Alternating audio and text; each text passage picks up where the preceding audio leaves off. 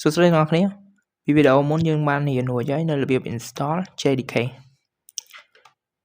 ថ្ងៃនេះយើងនឹងរៀនអំពីរបៀប run Java code ម្ដងយើង run Java code ពី command line ដំបូងយើងចាប់ផ្ដើមបង្កើត Java file មួយអូខេយើងដាក់ scripting.java ចុច enter មកអូខេចុច yes ពេលនោះយើងបង្កើត Java file មួយហើយយើង open វាជាមួយនឹង notepad text editor ណាក៏បានដែរ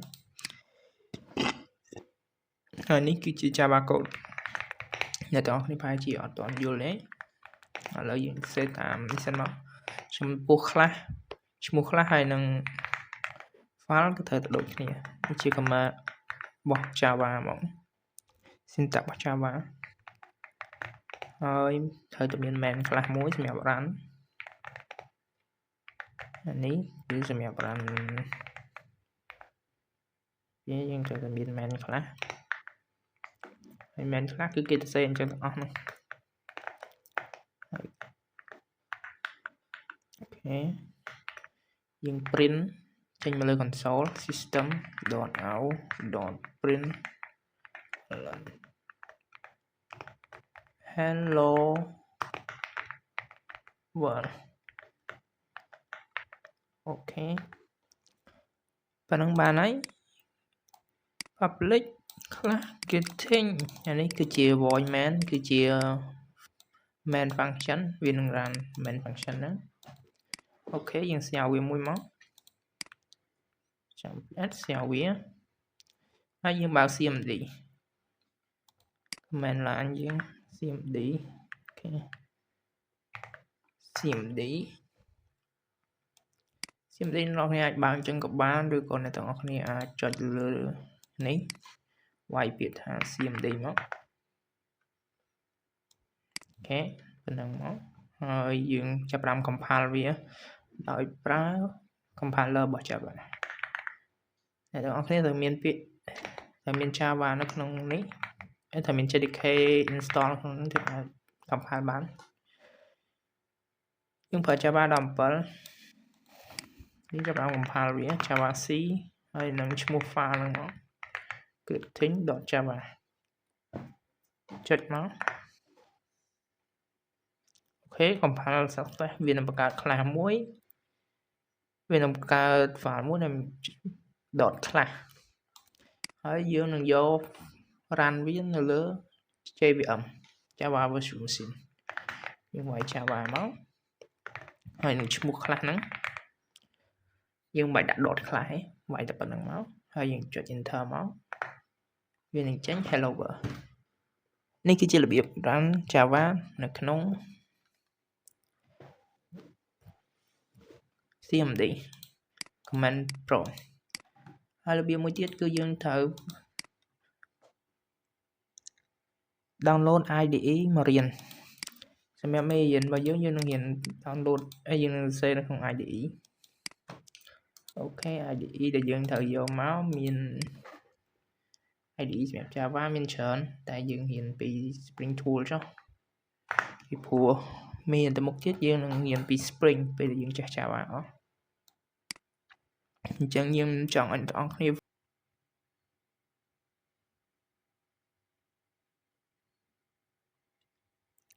អូខេឥឡូវពេញហើយ